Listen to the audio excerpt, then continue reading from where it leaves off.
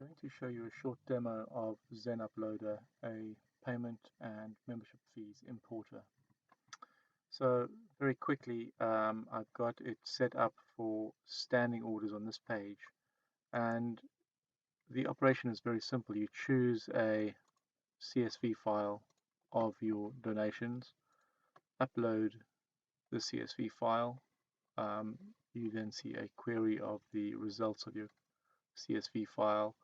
In this case, these are all standing orders, and then simply you go and process that, and that creates donation lines against these IDs if it can match. If it cannot match, it will put them against an anonymous contact. So in this scenario, you could see that there would be donations gone against an anonymous donor if the standing order donations did not match that person.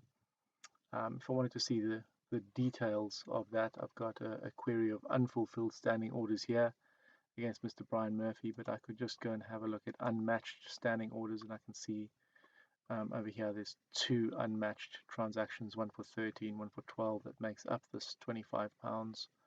And I could email, but I don't want to email the anonymous donor, but it might come into effect when I want to email perhaps the list of unfulfilled standing orders. So I could see that for Brian Murphy, there was a standing order set up on his record for £10. It was last fulfilled on the 1st of May. A payment was due now with this import, but it was unfulfilled, and I could have a list here of unfulfilled standing orders and email those people and say, please could you tell me whether you're still interested in making a standing order to our particular charity. Now, if I just log into Brian's account and drill into his account and look at his donor data tab, over here I'll actually see the details of his standing order on his account. He has all his donor history. I can see when gifts have been made. There was a gift on the 11th of the 3rd for £25, but I can actually see at the bottom here that he's got a standing order that was started on the 1st of the 5th, was last fulfilled on the same date, and we expected a payment to come in on the 1st of the 6th. Obviously that hasn't come in because we can see the last fulfilled date isn't the same. So that allows us to match whether the information that has come in when we do a standing order import, that automatically updates the last fulfilled date and tells us whether this has actually been fulfilled, and would update the next expected payment date at the same time. So that in essence is how ZenLoadr can work. I'm just going to show you a little bit behind the scenes of what the configuration of this particular iPart looks like. So if I just go and drill into the configuration on that iPart, I can see, if I make this full screen, that I can choose whether to import donations, pledges, or indeed membership fees. I can limit my file size. I can choose what types of extensions I want to read, whether it's comma or tab delimited. I can choose text qualifiers to say whether I'm importing text or not. Then I get to choose what are all the columns that make up the first row on that import file. So I can choose exactly what those columns are in relation to the donation import fields. I can choose how I want my information updated in a batch, and there are a couple of columns I need to have.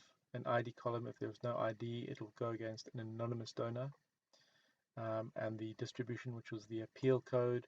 If there's no appeal code, it'll again go against an anonymous appeal code. Transaction dates, currencies, etc. And there are some optional fields for campaign and appeals and payment types and check numbers, etc., etc. Then what I do is I say, do I want to create a new contact where there is no match? So either I can say yes and it will create a new contact if it can, or no and it all goes against the anonymous contact. What type of new contacts do I want to create? And which fields do I want to use to create those particular contacts? Now that depends. This is where we'll match all the standing order bank import information. And last but not least, I can put some validation for old distribution or appeal codes or source codes. I can actually pull them into to make sure that all the donations go against valid source codes or appeal codes in IMIS. So it's relatively simple in order to set it up. You can use it in as many times in as many ways as you want, but this would be a simple donation import setup and mapping for a straightforward donation import.